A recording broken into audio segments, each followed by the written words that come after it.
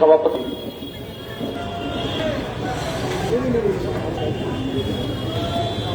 আমার মেহনতি মানুষের সাথী নেতৃবৃন্দ এবং কমরেড সহযোদ্ধা, আপনারা ইতিমধ্যে শুনলেন কমরেড দেবাঞ্জন বলেছেন, কমরেড মিথা বলেছেন, আমাদের সভাপতি খোকনদা বলেছেন।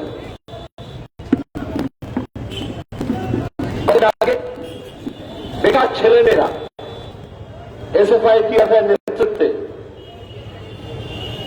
বামপন্থী ছাত্র যুব, তার সঙ্গে কংগ্রেসের ছাত্র যুব, তারা এই এসএনআই জোর দিয়ে যাচ্ছিল। ঘোষিত কর্মসূচি ছিল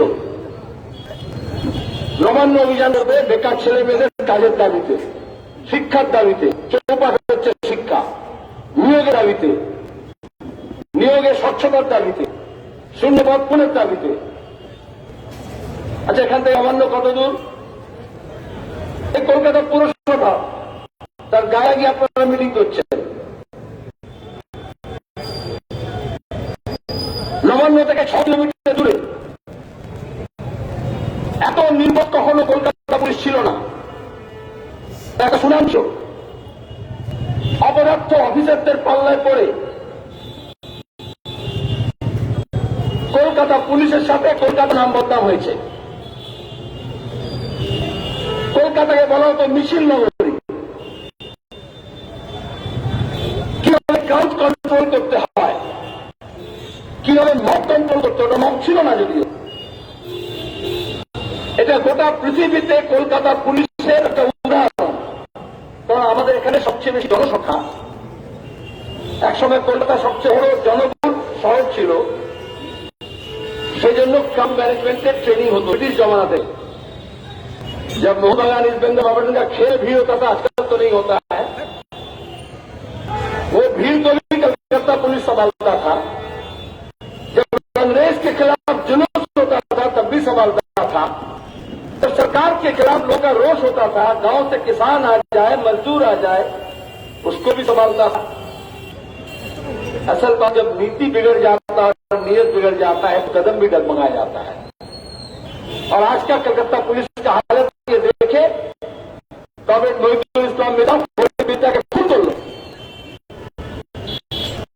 लाठी दिए खुचिए से हमने बोला कोर्ट में खींचेंगे।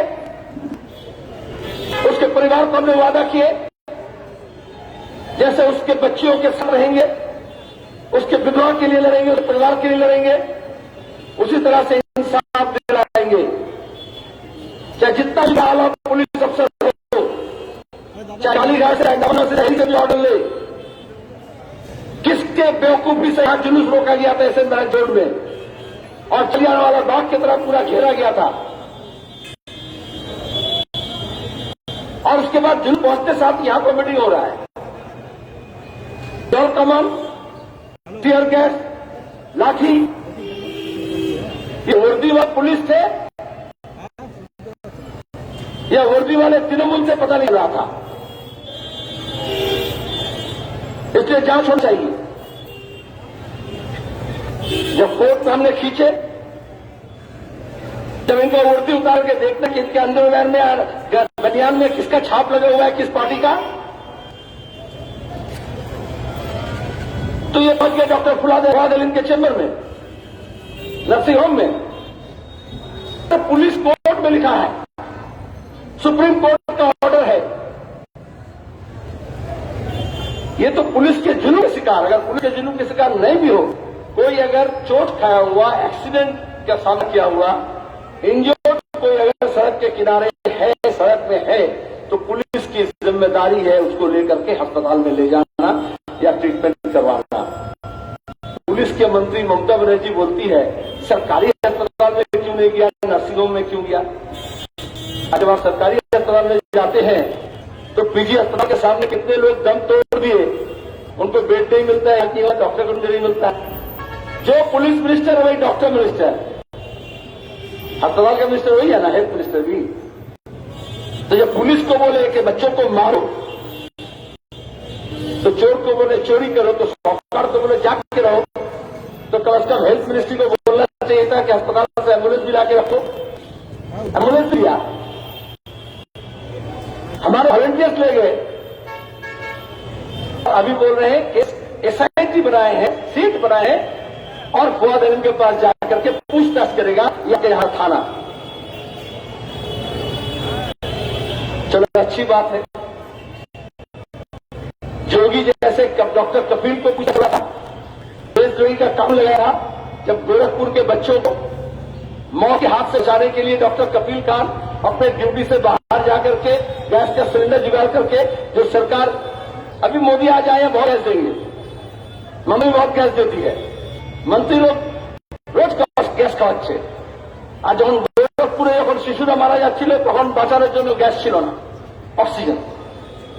डॉक्टर कपिल खान लोगों को बचाने के लिए, बच्चों को बचाने के लिए उनके खिलाफ एक के बाद एक धारा लगा करके जेल डाल दिया गया, बोला गया देशद्रोही। सुप्रीम कोर्ट जो सुप्रीम कोर्ट वो भी बोला एक একটু বেশি হয়ে যাচ্ছে, এতটা বলো না দেশদ্রোহী নয়। तो ममता को भी योगी की तरह एक डॉक्टर कपिल खान चाहिए और उसके लिए डॉक्टर फुआद हलीम न है। अगर खाली डॉक्टर कपिल योगी और मोदी के सरकार को अगर नहीं डरता है तो डॉक्टर फुआद हलीम भी ये तृणमूल के सरकार को और पुलिस नहीं डरता है। अभी कॉमरेड देवंजन लॉकडाउन के बारे में बात कर रहे थे, किस तरह से हमारे लोग परेशान लोगों के पास गए, श्रमजीवी कैंप हो, शोक बाजार हो, मास्क हो, सैनिटाइजर हो, आफतजदा लोगों के बाजू में आफतजदा लोग भी संभालने के लिए खड़े होते हैं। हमारे यहाँ अक्सर हुआ, चाहे प्रसाद हो, चाहे सैलाब हो, चाहे सूखा हो, लोग बाजू में खड़े होते हैं। आज कॉमरेड महदुल इस्लाम के बाजू में, परिवार के बाजू में पूरा बंगाल साथ खड़ा हुआ है। हमने कहा था 3 बच्चे का पढ़ाई की जिम्मेदारी लेंगे, एफआईडीआर को बोला। अभी जहां जहां जा रहे लोग बोलते हैं उसकी ये बच्ची का पढ़ाई का जिम्मेदारी हमारी। ये तो लाल की फूल है, हुकूमत की जरूरत नहीं है।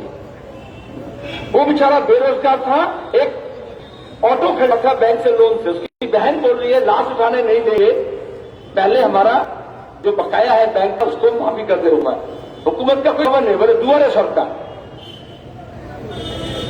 था यहां सरकार उसके पास एक मैयत के सामने उसकी बहन कलप के बोल रही है कि डीएम आए और लिख कर दे। जर्नलिस्ट बोल रहा है, तृणमूल का कुछ लोग भी रहता है पिट्ठू घर पे, बोला ममता बोले दिए थे चाकरी दे। वो बच्ची बोल रही है उस गांव में कि सीएम के আমি বিশ্বাস করি না, डीएम से यदि लिखे देय তাহলে আমি বিশ্বাস করবো। इससे ज्यादा और क्या हो सकता है? ये चीफ मिनिस्टर को चुल्लू पर पानी में डूब के मर जाना चाहिए कि गांव का एक बच्ची बोल रही है कि हम चीफ मिनिस्टर को यकीन, सीएम को यकीन नहीं करते, डीएम लिख के दे। हम कलकत्ता पुलिस को भी यही बोल रहे हैं कि पुलिस के ऊपर कुछ भरोसा था, तृणमूल के गुंडों के ऊपर भरोसा नहीं था। तो पुलिस अगर गुंडे का भूमिका ले लेगा तो उसके ऊपर कोई भरोसा खत्म हो जाएगा। आज अमित शाह का दिल्ली पुलिस के ऊपर भरोसा है लोगों को? जब शाहीन बाग हो रहा था, जामिया मिलिया के स्टूडेंट के अंदर जाकर के लाठी पीटे, उत्तर प्रदेश में अलीगढ़ यूनिवर्सिटी में, दिल्ली में, और इसी दोस्त को आरएसएस लोग मारा, अब तक पकड़ा नहीं दिल्ली में अमित शाह का पुलिस। और वहां पे जेएनयू के स्टूडेंट लोग को पकड़ के फर्जी मुकदमा दिया। तो ये कलकत्ता पुलिस हो या यूपी के पुलिस हो या दिल्ली के पुलिस हो, योगी का पुलिस हो, खट्टर का पुलिस हो या मोदी का पुलिस हो, अमित शाह का पुलिस हो या ममता का पुलिस हो, फर्जी मुकदमा देकर के अपने मालिक को खुश कर सकते हैं। लेकिन जनता अगर नाखुश होता है तो आपका वर्दी आपके जिस्म में नहीं रहेगा, इस बात को आपको ध्यान में रखना पड़ेगा। ये जमहूरी हक है। जब लॉकडाउन चल रहा था, लॉकडाउन के शुरू में यही पुलिस, कलकत्ता पुलिस, मीडिया ने दिखाया, पुलिस ट्रेनिंग स्कूल में पीकेएस, जिस दिन आमफान हुआ उस दिन सुबह पुलिस इसी कलकत्ता पुलिस के डीसी के नाम में स्लोगन दे रहा था, मुर्दाबाद कर रहा था। चूंकि जब लॉकडाउन हुआ सब लोग पीछे भाग गया, बड़ा बड़ा लीडर मंत्री कोई को देखने नहीं मिला। हमारे बापपंथी और कुछ समाजसेवी लोग थे और पुलिस को सामने खड़ा कर दिया ममता। पुलिस के अंदर बीमारी पड़ रहा था, उसका राशन का बंदोबस्त नहीं था, उसका रहने का बंदोबस्त नहीं था। तो पुलिस को भी नारा उठाना देना पड़ता है। ये जो सिविक वॉलंटियर को लेकर के यहाँ पे 2 चक्का 4 चक्का 6 चक्का से दारोगा लोग पैसा उठाता है ना, स्कूटर में केस देता नहीं, मोटरसाइकिल में केस देता नहीं है। एक तो हाथ छोटा आदमी में थोड़ा सा ज्यादा हो जाए, खड़ा रहता है रास्ते के मुंह में, ट्रक में, कहां से पैसा, उसका दोष नहीं है। उसको तो ममता 6,500 रुपया देकर के नौकरी करा रही है। उसको तो पुलिस होना चाहिए था, उसका पूरा ठीक ठीक वर्दी होना चाहिए था। लेकिन पुलिस का नौकरी देने से उसको राशन देना पड़ेगा, पीएफ देना पड़ेगा, पेंशन देना पड़ेगा, क्वार्टर देना पड़ेगा, हेल्थ कार्ड देना पड़ेगा, उसका छुट्टी देना पड़ेगा। इसलिए आसान है कि स्कीम बदल दो, सिविक पुलिस से वॉलंटियर करो। और उसका गुस्सा हुकूमत के ऊपर है, वो गुस्सा उतार रहा है जो बेरोजगार नौजवान है। तो तुम्हारा भाई है, तुम्हारा उसके हाथ में कोई फर्क नहीं है। गुस्सा तो हुकूमत के ऊपर होना चाहिए।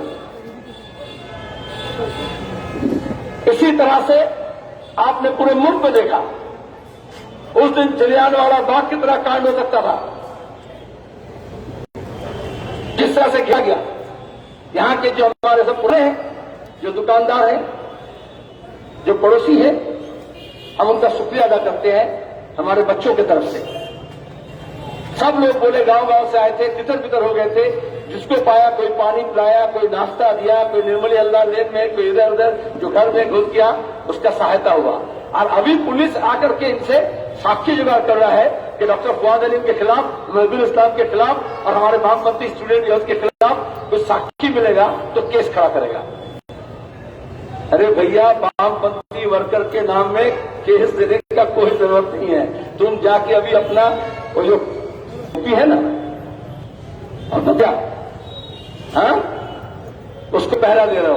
कलकत्ते का आधा पुलिस अभी कालीघाट में खड़ा है, किसको बचा रहा? आपको, भाइपों के बच्चे। दोनों एक है। अभी चुनाव आया है, अभी भी आ गया, सीबीआई आ गया, सब जगह आ रहा है। आपको याद होगा पिछले बार जब ब्रिगेड पैड ग्राउंड में हमारा रैली था, ममता बनर्जी मेट्रो के सामने धरना में बैठ गई थी। कलकत्ता पुलिस कमिश्नर राजीव कुमार को पकड़ेगा और वोट के टाइम में ऐसा मीडिया प्रचार किया, यही आश्चर्य।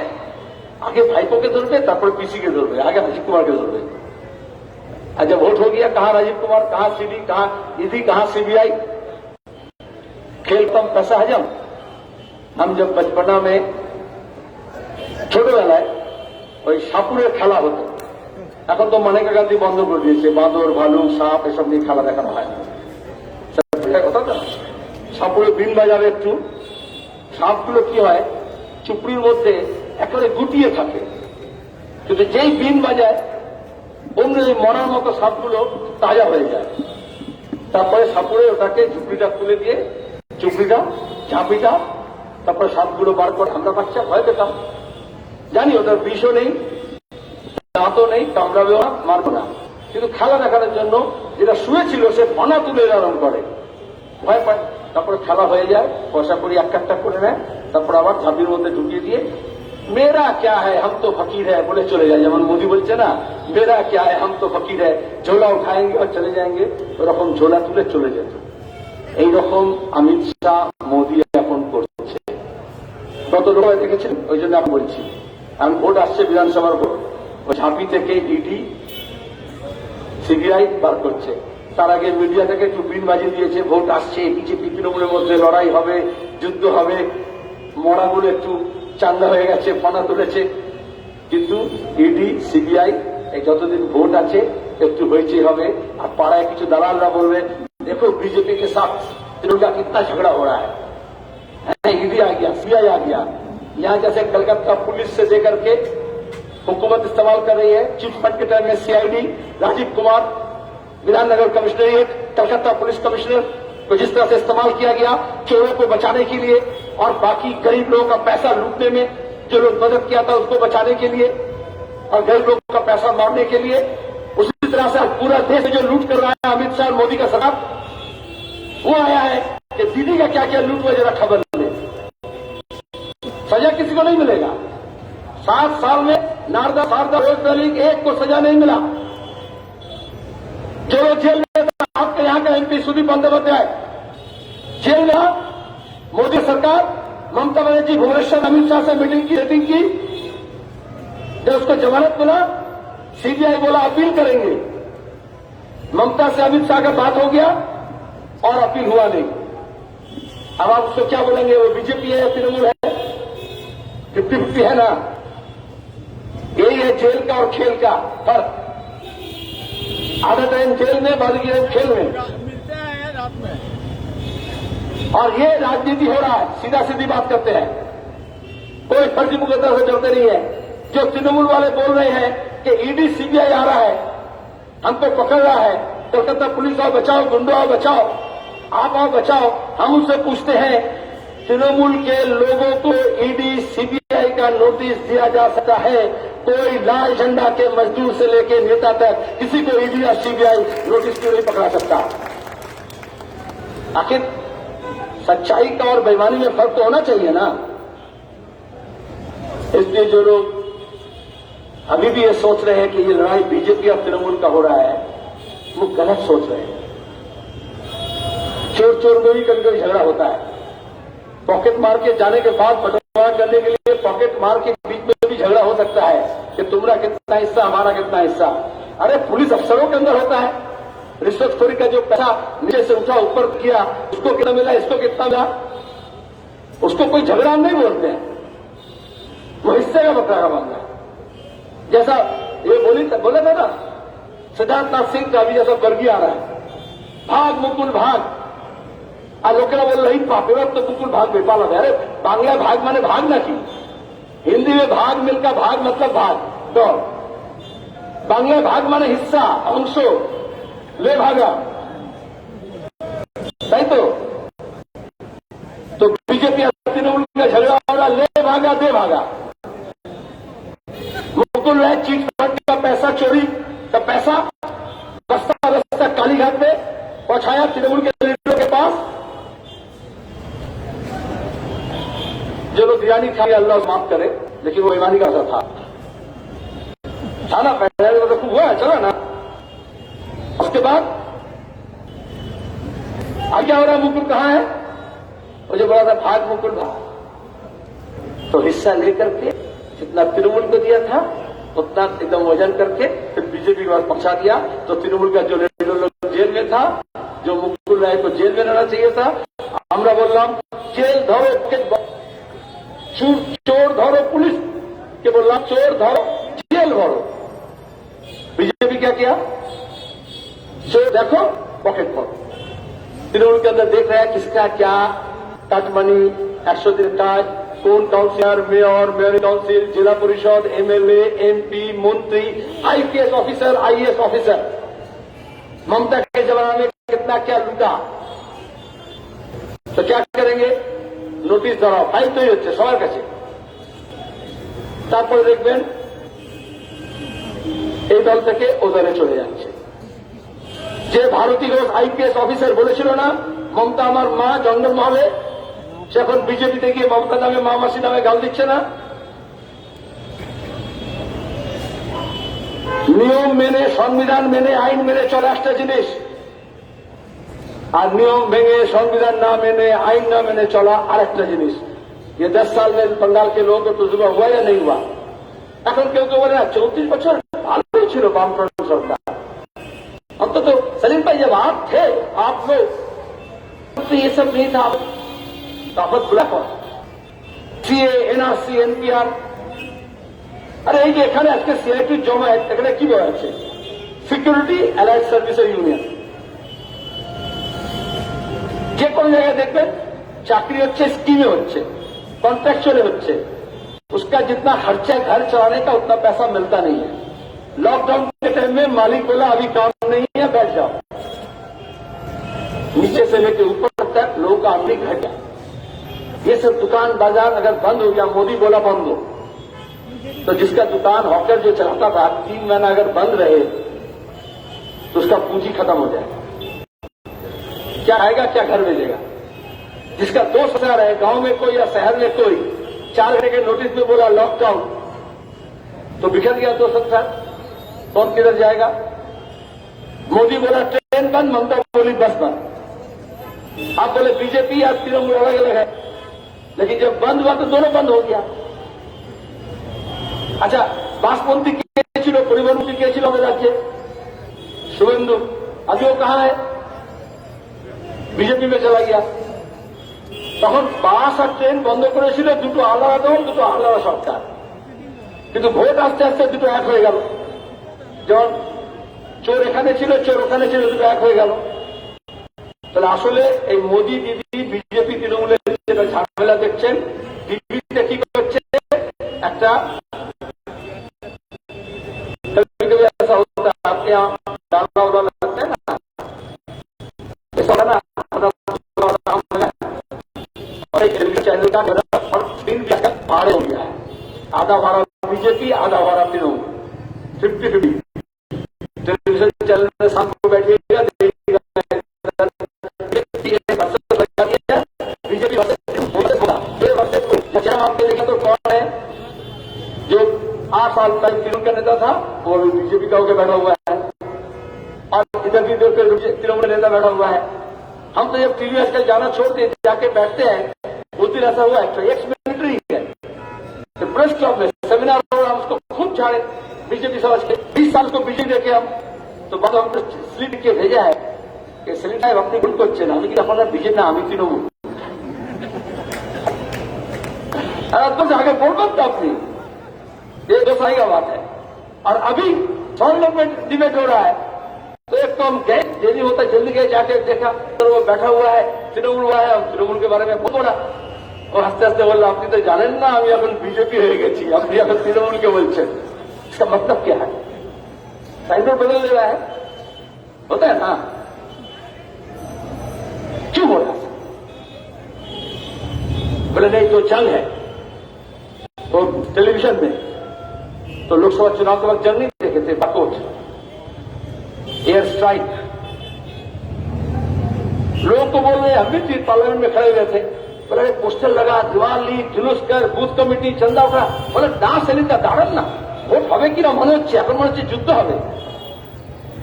ऐसा मीडिया में प्रचार किया कि लोग ईवीएम মেশিনে গিয়ে বোতাম টিপছিল না, মনে করছিল পরমাণু বোমার বোতামে বোতাম টিপছে, একবার যদি বিজেপি বোতাম টিপে দিই তাহলে সোজা লাহোরে বা ইসলামাবাদে গিয়ে একেবারে নিউক্লিয়ার বোম পড়ে যাবে। ये है चुनाव से पहले ऐसा एक माहौल बनाया जाता है, ये भी एक साइंस है, इसके लिए पीके जैसे लोग हैं, इसके लिए 800 करोड़ रुपया 1000 रुपया खर्चा होता है। इसलिए इसका अगर ऐसी कंपनी है ममता का, तो मोदी का वैसी कंपनी है, अमेरिका में बैठा हुआ है, लंदन में बैठा हुआ है, दुबई में बैठा हुआ है, हजारों करोड़ रुपया खर्चा होता है।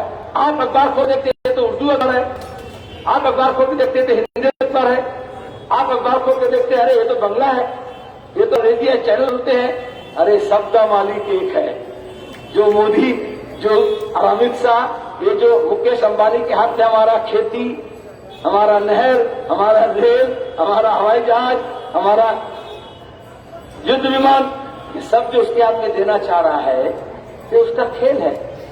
हम ये बोल सकते हैं, कल हम ट्वीट किए, बहुत अच्छा चला, सब लोग चला, कुछ नहीं बोले, सीधा हम लिखे RSS का मतलब रिलायंस सेवा संघ, रिलायंस सेवक संघ। आज ये स्वदेशी के नाम में बोलते थे आरएसएस लोग, बड़ा अच्छा की बात करते थे। आज पूरे देश में अदानी अंबानी का कब्जा हो रहा है। लॉकडाउन के टाइम में हम बोला 7,500 रुपया तो जिसका आमदनी नहीं है उसको खाते में, किस सरकार को बोला? जो चुनाव के वक्त बोला था 2014 में 14-15 लाख रुपया देंगे, विदेश से लाएंगे, आपका खाता में देंगे काला धन, उसको बोला परेशानी के वक्त तुम 7,500 रुपया महीना सबको दो, नहीं दिया। और अभी वोट आया तो बोलता है, अमित शाह आके बोला, आज भी मोदी कुछ बोलेगा उसका भी जवाब देना पड़ेगा। कुछ भी आके बोलता है वोट जीते जाओ तो কৃষক तेल खाताয় 18,000 টাকা দিয়ে দেবো। আর আমাদের মিডিয়া বলছে, এই বিজেপি বলেছে 18,000 টাকা দেবে। আরে তুম যাকে বলেছিলে 15 লক্ষ টাকা দেবে সবাইকে, এখন বাকিরা বাদ শুধু কৃষকদের বলছো, তাও খেলা পড়েছে দিল্লিতে বলে কত দেবে? 18,000 টাকা বাংলায় দেবে। क्यों? सबका कीमत तेल का, पेट्रोल का, डीजल का, सरसों का तेल हो या नारियल का तेल हो, सब्जी का, अनाज का कीमत बढ़ रहा है और जनता का कीमत घट रहा है। जिसको बोला था वोट 14 लाख रुपया 15 लाख रुपया मिलेगा लोकसभा चुनाव में 2014 में, आज 7 साल बाद बोल रहा है कि किसानों को देंगे, सबको नहीं, 18,000 रुपया देंगे। तो कितना कीमत घट गया? कीमत किसका बढ़ा? किसका तो बढ़ा? कोई हवाई जहाज भेजा ना, ट्रेन देख करके तो किलोमीटर जितना छोटा था, बीजेपी पार्टी का दाम बढ़ गया, किसानों का दाम घट गया, मजदूरों का दाम घट गया। वो मजदूर किसानों को देने के लिए उसके पास पैसा नहीं है, बेरोजगार नौजवानों को देने के लिए पैसा नहीं है, लेकिन ये चोर को खरीदने के लिए लाखों करोड़ रुपया है। यही तो राजनीति हो रहा है ना। तो फिर किसका झगड़ा हो रहा है? दिल्ली में चाहे चीन में पार्टीशन हो, चाहे हिंदुस्तान पाकिस्तान, भारत चाइना টেলিভিশনে যুদ্ধ ব্যাপার হোক, আসলে ওই যুদ্ধগুলো হচ্ছে না, সীমানা হচ্ছে। ব্রিটিশ সাম্রাজ্যবাদ হিন্দু এবং মুসলমানকে ভাগ করার জন্য, ভারতকে ভাগ করার জন্য দেশ ভাগ হলো, ডিভাইড অ্যান্ড রুল, এবং তারপরে মাঝখানে পার্টিশন হয়ে গেল ভারত পাকিস্তান। আমরা মার্ক্সবাদীরা বলি, আর ये मजदूर को मालूम ना चाहिए मजदूरों को, मालिक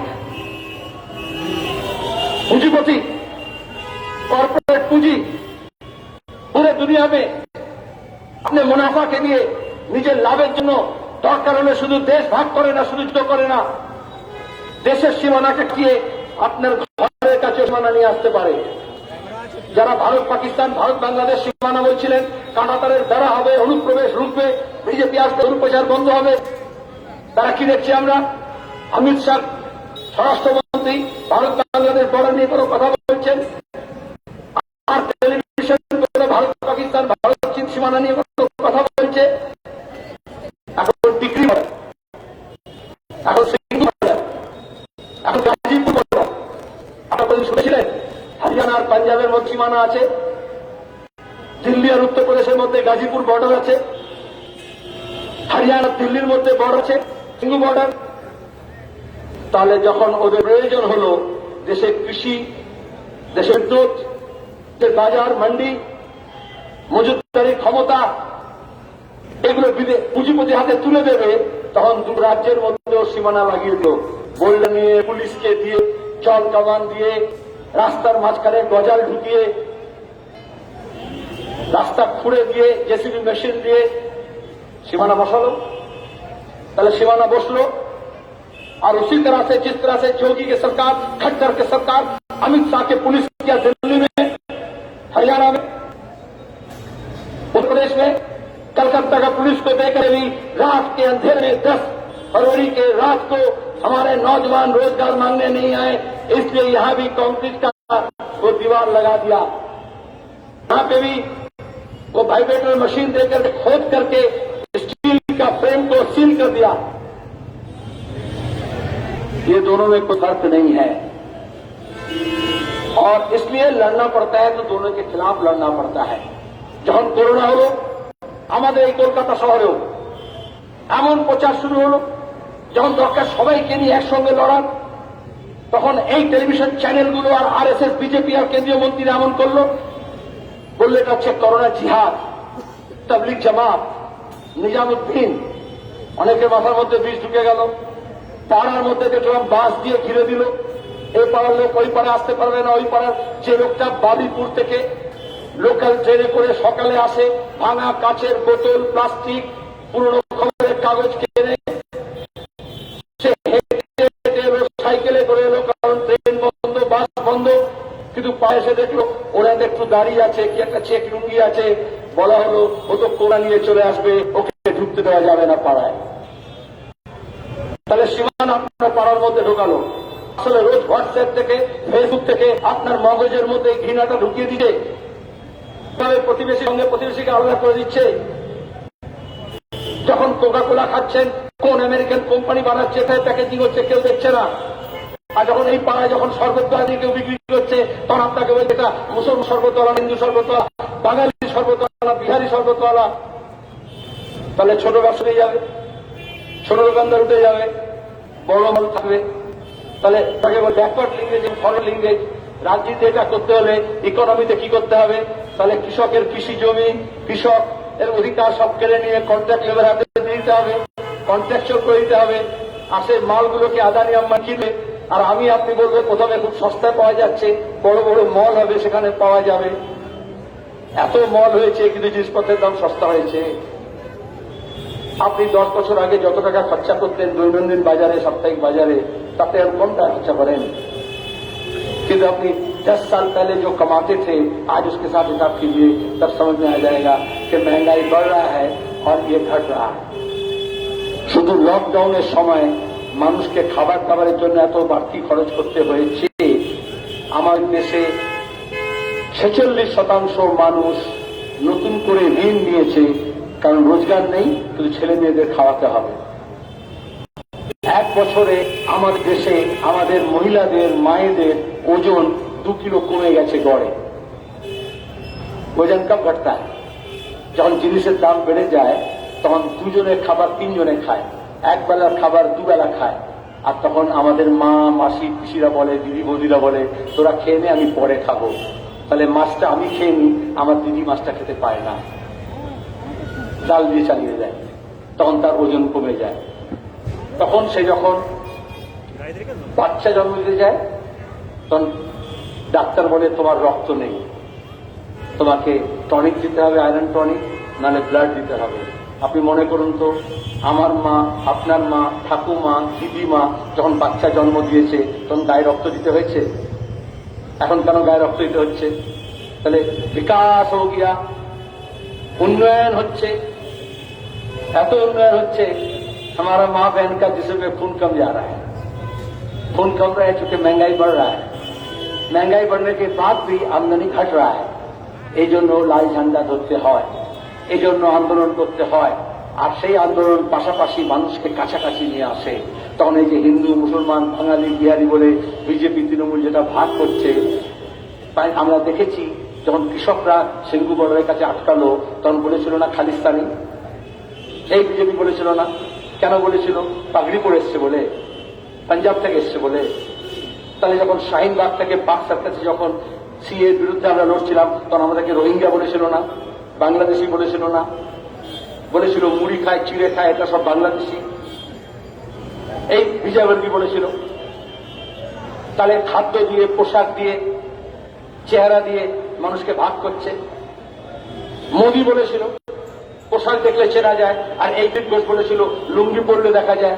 জানে না বাঙালি ঘরে মুসলমান হোক, হিন্দু হোক, গ্রামাঞ্চলে শহরেও সে লুঙ্গি করে পড়ে। যদি লুঙ্গি নাও থাকে ধুতি করে লুঙ্গির মতো করে বেঁধে পড়ে। এদিকে কে বোঝাবে? যত দেশে ঘাম হয়, গরম হয়, সেখানে লোকেরা লুঙ্গির মতো করে কাপড় পরে, আর বিলেতে একটু প্যান্ট শার্টের মতো পরে। এটা হচ্ছে শ্রেণীর ব্যাপার। এটা হচ্ছে আপনার যে রং মিস্ত্রি আছে, আপনার যে কাজের যে হকার আছে, আপনার বাজারে যে মাছ কাটে, তার থেকে আপনাকে আলাদা করে দিচ্ছে। তাহলে বিভাজনের রাজনীতি যখন হয়, মন্দির মসজিদের নামে হয়, ভাড়ার নামে হয়, এলাকার নামে হয়, পেশার নামে হয়, লিঙ্গের নামে হয়, এইভাবে ভাগ করছে। এই বিধানসভা নির্বাচনের আগে এটাই হচ্ছে সবচেয়ে বড় প্রকট হয়েছে। আমাদের রাজ্যে আগে এই ছিল না, এবং এই বিভাজনটা করতে গেলে ঘৃণা ধরাতে হয়। আর এই জন্য যখন বাচ্চা বাচ্চা ছেলে মেয়েরা কাজের দাবিতে আসে তখন তাকে লাঠি চালাতে হয়। যখন কৃষকরা ফসলের দাম চায়, এমএসপি চায়, তখন তার উপরে কাঁদানে গ্যাস ছুটতে হয়। অথচ যখন রথযাত্রা করছে যখন বিজেপি, তখন পুলিশ পাহারা দিয়ে নিয়ে যাচ্ছে।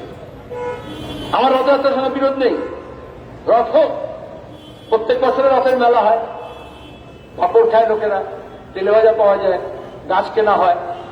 কিন্তু আজকে দাঁড়িয়ে বেমৌসুমে কেউ, তাহলে বাঙালির রথের সঙ্গে একটা সম্পর্ক আছে, শ্রী চৈতন্য মহাদেব, মহাপ্রভু জগন্নাথের রথ। তাহলে সেই ধর্মীয় আবেগকে ব্যবহার করতে চাইছে। धर्म को, मजहब को इस्तेमाल किया जाता है अपने वोट के खातिर।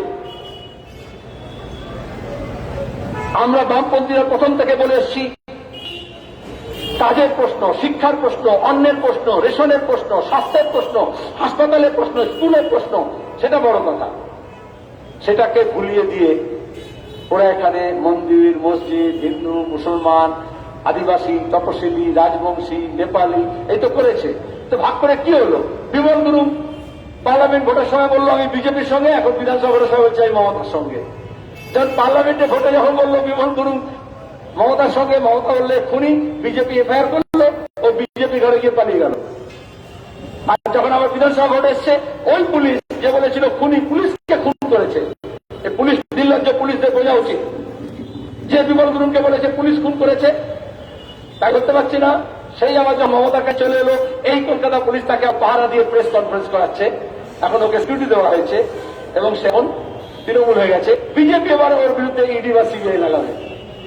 তাহলে CID, CBI, Kolkata police, Delhi police, তারা একটা চামচা বা দালাল হয়ে গেছে এই সরকারের নিয়ম না মেনে। এই জন্য মানুষ তার অধিকারের কথা বলে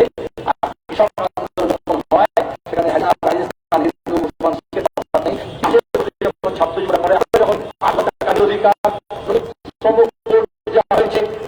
অধিকার বাতিল করে দিয়ে তারা লড়াই করছেন, কৃষক লড়াই করে 3টে আইনের বিরুদ্ধে, কালাক আইনের বিরুদ্ধে, আলাদা না, আপনারা একসঙ্গে আমরা এই ঐক্যটা গড়ে তুলি। সেই ঐক্যটা গড়ে তুলব 28 ফেব্রুয়ারি ব্রিগেড প্যারেড গ্রাউন্ডে আমাদের আমরা একটা বৃহত্তর মঞ্চ এবং ঐক্য গড়ে তুলছি। যা বিজেপি আছে মাথা নোয়াবে না, হবে না, যারা তৃণমূলের কাছে সিট তারাকে জমা দেবে না, তাদের সবাইকে আমরা একসঙ্গে করছি। লাল ঝান্ডা শক্তি বামফ্রন্ট ছিল, 9টা দলের বামফ্রন্ট ছিল। ওরা বলেছিল সরকার চলে গেলে বাম মাছ খাতাম। আজকে 16টা দল, তার সঙ্গে 63 দলের আরজেডি, সব আমরা এক কাজ করেছি। তার সঙ্গে কংগ্রেস, তার সঙ্গে আইএসএফ, এই সবাইকে নিয়ে আরো তপসী জাতি, আদিবাসী সংগঠনগুলো সবাই এক কাটতে হচ্ছে। 10 বছর ধরে যারা আমাদের রাজ্যে নিষ্পেষিত হয়ে ওই গেট আজকে দিল, 16,500 ছেলে মেয়েদের 14 সালে পরীক্ষার প্যানেল হয়েছে।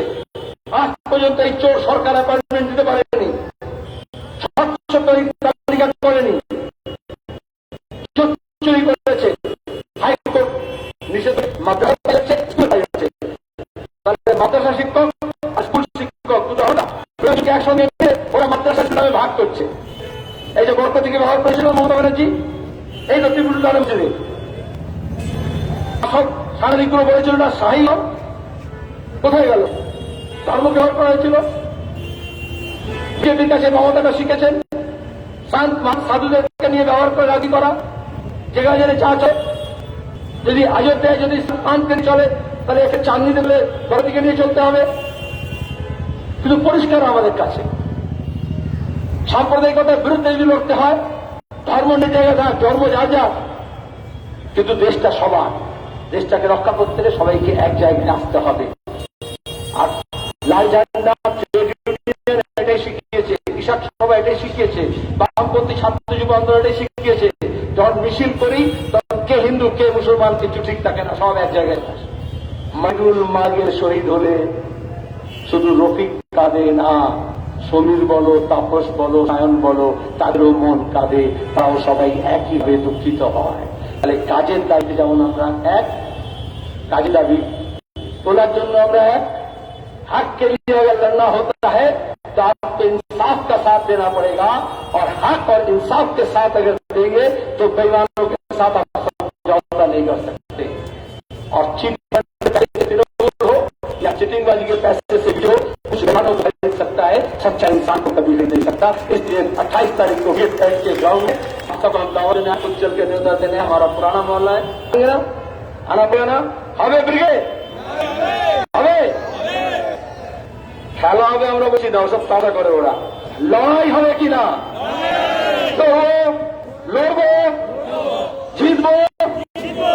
তার জন্য 28 তারিখে আমরা বিগুল বাজাবো, বিগুল আগামী নির্বাচনের লড়াইয়ে।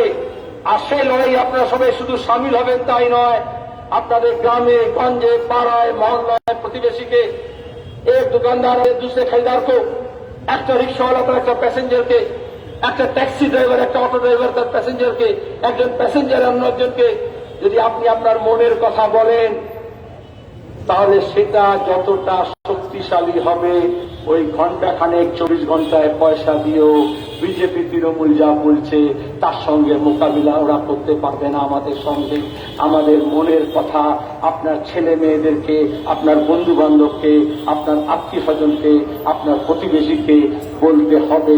তখন দেখবেন আপনার মনের কথা আর ওর মনের কথা আর আবেগের কথা আলাদা না। শুধু হোয়াটসঅ্যাপে করে এটা হিন্দুর কথা, এটা মুসলমানের কথা বলে আলাদা করে দিচ্ছে।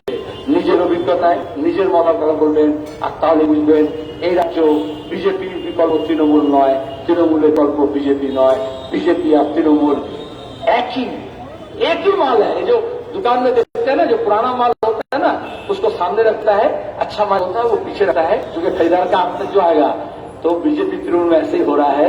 ये अमित शाह मोदी ये दुकानदार है, जो पुराना बासी माल है तृणमूल का, उसको सामने ले आके रखते रहा है, और पुराना अच्छा माल को बाहर रखते रहा है, और इधर का माल একটা তাক থেকে আর একটা তাকে যাচ্ছে।